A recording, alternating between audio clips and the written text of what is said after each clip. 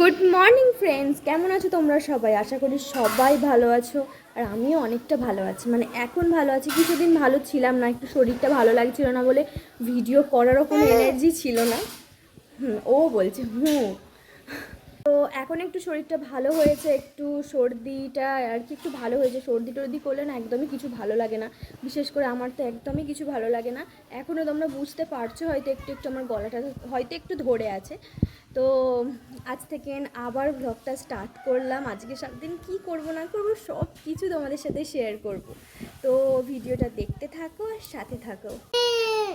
দেখো কেমন কাঁদছে, মানে ও বাইরে যাবে। দেখো আমি গেটের সামনে দাঁড়িয়ে আছি, ও দরজার বাইরে বেরোবে বলে কেঁদে যাচ্ছে, সমানে কেঁদে যাচ্ছে, বায়না করছে যে আমি ওকে ছেড়ে দেবো, দরজাটা খুলে দেবো গ্রিলটা, ও বেরিয়ে পড়বে। কাজ সেরে চান করে নিয়েছি, এবার যাব সোনামার স্কুলে সোনামার খাবার আনতে। তো চলো। সোনামার স্কুলে যাওয়ার জন্য টিফিন খুঁজছিলাম, আর টিফিনটা খুঁজে পেলাম কিন্তু টিফিনের ঢাকাটা খুঁজে পেলাম না। সেই ঢাকাটা আমি খোঁজার সময় মনে পড়লো যে ঢাকাটা তো ফ্রিজের মধ্যে, কারণ সোনামার রাতে একটু দুধ বেঁচে গিয়েছিল, ও খায়নি, ঘুমিয়ে পড়েছিল। সেই জন্য আমি ওই দুধটা কিছু না পেয়ে হাতের কাছে এই যেটা পেয়েছি এইটার মধ্যেই রেখে ডিপ ফ্রিজের মধ্যেই ঢুকিয়ে দিয়েছিলাম।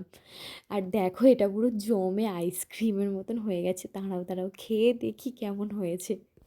এটা তো শুধু দুধ, মানে চিনি টিনি কিছু দেয়া ছিল না, তো সেই জন্য আমি ভাবছিলাম যে কীরকম খেতে লাগবে, মিষ্টি মিষ্টি আদৌ লাগবে।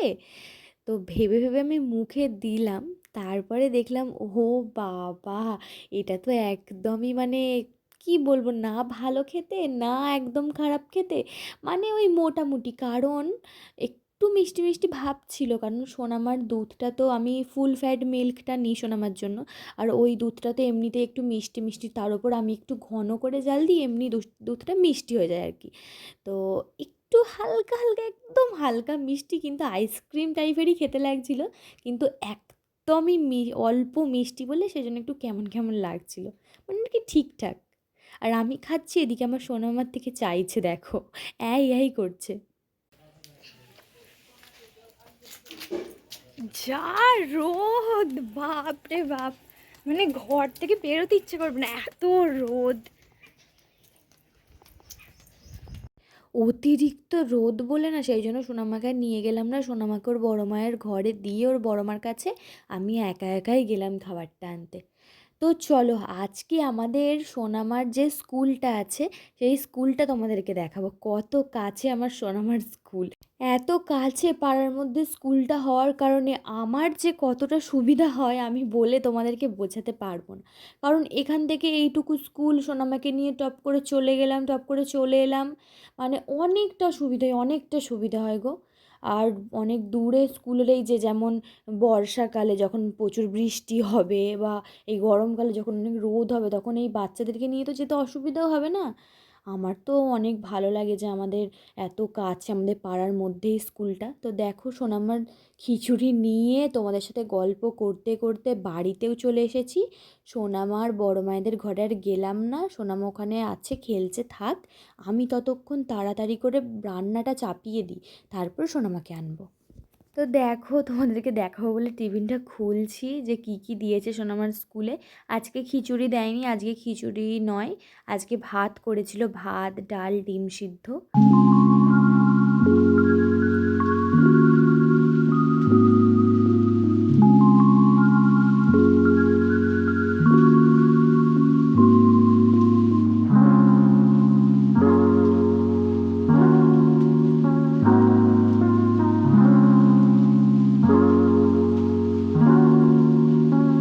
চলো আগে ভাতটা বসিয়ে দিই।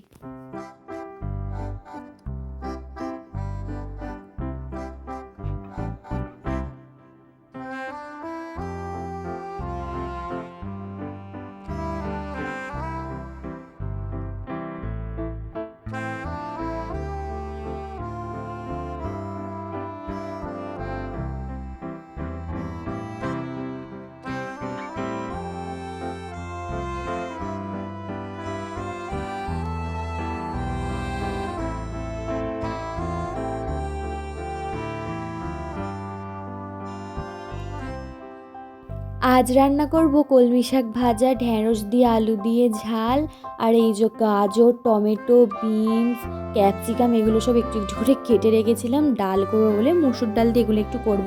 এরকমভাবে করলে আমার সোনামাকেও খাওয়াতে সুবিধা হয়, আলাদা করে করতে হয় না। ঝাল না দিয়েই করি, মানে বেশি ঝাল দিই না, ওকেও খাওয়াই আর আমিও খাই।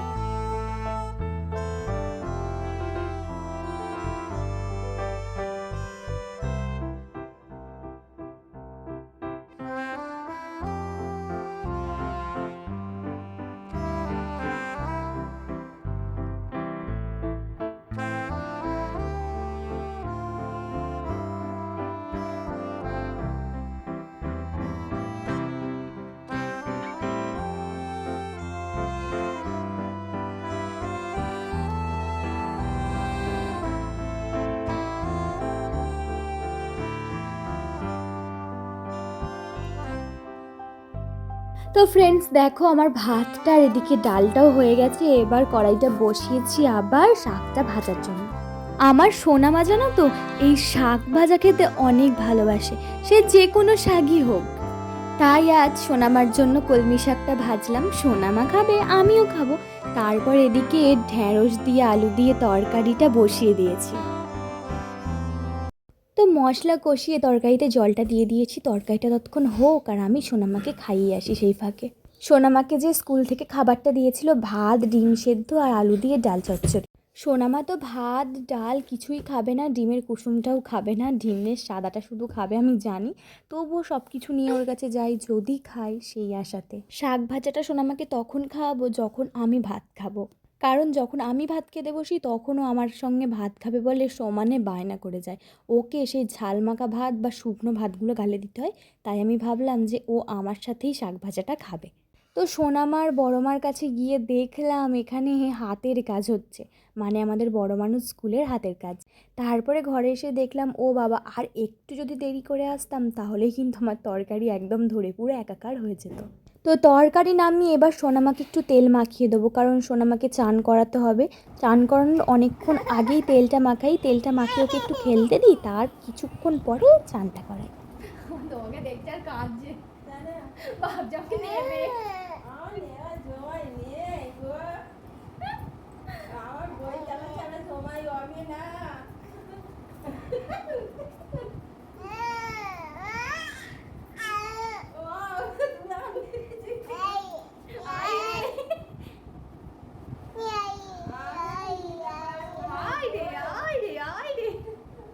সবাই ওকে কোলে নে রে, সবাই কোলে নে।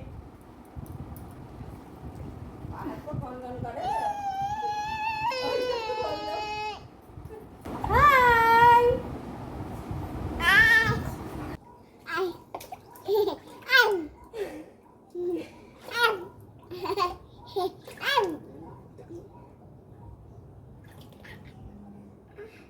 চান করো চান করো চান করো মা চান করো। চোখে অনেক ঘুম চলে এসেছিল আর জামা পরাতে পরাতেই সে ঘুমিয়ে পড়েছে দেখো। তো চলো সোনামাকে একটু ঘরে শুইয়ে দিই। সোনামাকে শোয়াতে গিয়ে তার পাশে একটু শুয়ে আমারও ঘুম চলে এসেছিল, কিন্তু ঘুমালে কি হবে, এখন অনেক কাজ পড়ে আছে। তো চলো সেই কাজগুলো সব করি। কোন সেই 10:30টার সময় দুধ দিয়ে গেছে, কিন্তু আমার জাল দেওয়ার টাইমই হয়নি সোনামা ঘুমাতে, এখন আমি জাল দিচ্ছি।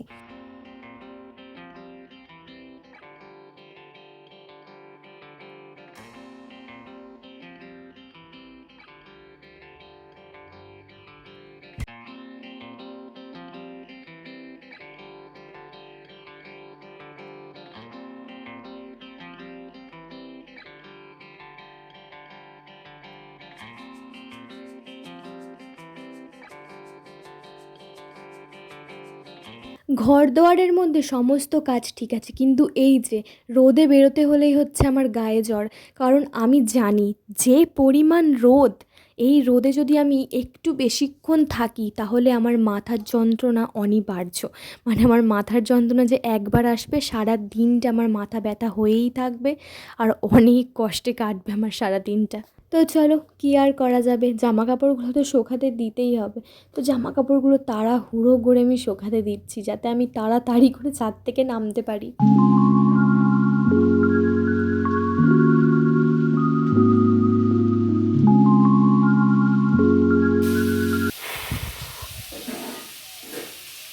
সোনামার পিছনে ঘুরে ঘুরে আমার কিন্তু সকাল থেকে কিচ্ছু খাওয়া হয়নি, আমার অনেক খিদে পেয়ে গেছে। তো চলো তাড়াতাড়ি করে ভাত খেয়ে নিই। কিন্তু দেখো, যার জন্য আমি শাক ভাজলাম সব করে, সেই কিন্তু ঘুমিয়ে পড়লো। আর এখন তোকে কাঁচা ঘুমে তুলতেই পারবো না, কাঁচা ঘুমে তুললে সব সময় কেঁদে যাবে।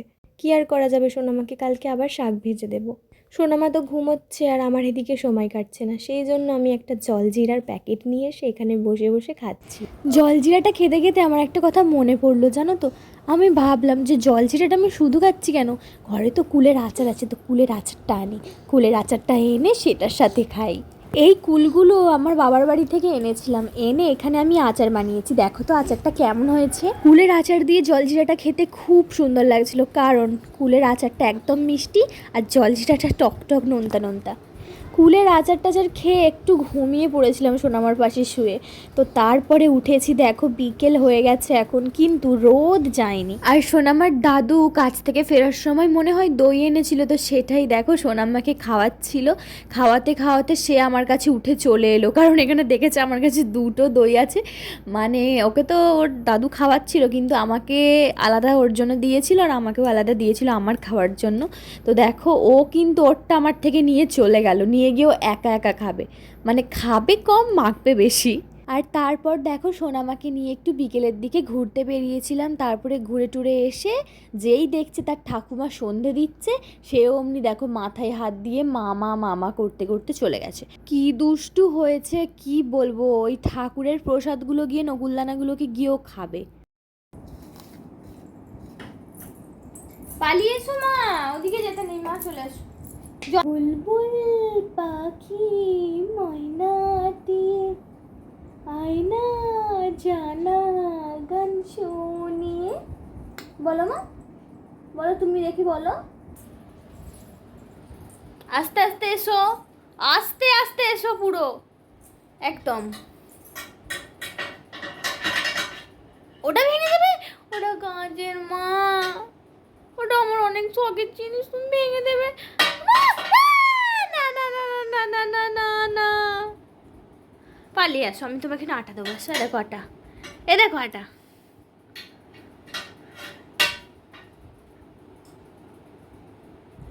এসো,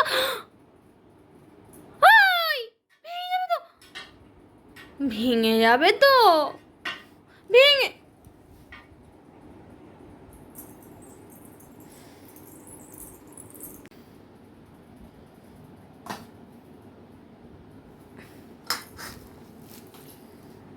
সোনামার অনেক দুষ্টুমি দেখতে দেখতে আমি এই 3টে রুটি বানানোর জন্য আটা মাখতে পেরেছি। আর এই দেখো কি করেছে ঘরকে, দেখো দেখেছো, সোফা থেকে যত কিছু সোফাতে আমি রেখেছিলাম সব কিছু টেনে টেনে ফেলে দিয়েছে। চলো ঘুম পাড়িয়ে দিই, চলো সোনামাকে ঘুম পাড়িয়ে দিয়ে আসছি। সোনামা তো ঘুমিয়ে পড়েছে আর আমারও অনেকটা ঘুম পেয়ে গেছে, জানো তো, কেন জানি না এই কদিন সকাল সকাল ঘুম পেয়ে যাচ্ছে। তো চলো রুটিটা করে নেওয়া যাক। করবো 3টে মাত্র রুটি, সোনামার একটা আর আমার দুটো, তার মধ্যেই দেখো আমার কত বিরক্তি ভাব। তো ফ্রেন্ডস, তোমরা তো দেখলে আমার রুটি করা হয়ে গেছে, ওদিকে সোনামাও ঘুমিয়ে পড়েছে, আর রুটি করে আমার খাওয়াও হয়ে গেছে। ভিডিওটা খাওয়ার করতে পারিনি, কারণ আমার মা ফোন করেছিল, মায়ের সাথে কথা বলতে বলতে রুটিটা খেয়ে নিয়েছি। তো ফ্রেন্ডস, সোনামা তো ঘুমিয়ে পড়েছে, এবার আমিও একটু ঘুমিয়ে নিই। আর আমার ভিডিওটা এতক্ষণ ধরে যারা স্কিপ না করে দেখে যাচ্ছ, তাদেরকে আমি অনেক অনেক অনেক ধন্যবাদ জানাই। আর আমার ভিডিও যদি তোমাদের ভালো লেগে থাকে তাহলে প্লিজ চ্যানেলটাকে সাবস্ক্রাইব করে দাও, আর ভিডিওটায় একটা লাইক করে দাও। আর আমি সব ভিডিওতে বারে বারে তোমাদেরকে বলি, তো এই ভিডিওটাতেও বলছি, তোমাদের যদি কারোর কোনো কিছু মনে প্রশ্ন বা আমার ব্যাপারে কিছু জানার থাকে, তো প্লিজ তোমরা কমেন্ট করো। তোমাদের একটা ছোট্ট কমেন্টে তোমরা ভাবতেও পারবে না যে আমাদের কতটা আনন্দ হয়। তোমাদের একটা ছোট্ট কমেন্ট পেয়ে না আমাদের অনেক আনন্দ হয়, আর ভিডিও বানানোর এনার্জিটাও না অনেকটা বেড়ে যায়। তো চলো আর বেশি কিছু বক বক করবো না, আজকের মতো এটুকুই থাক। দেখা হচ্ছে নেক্সট কোনো ব্লগে। সবাই সুস্থ থেকো, ভালো থেকো, আর আমার তরফ থেকে অনেক অনেক অনেক ভালোবাসা নিও। Bye, ta-ta, good night.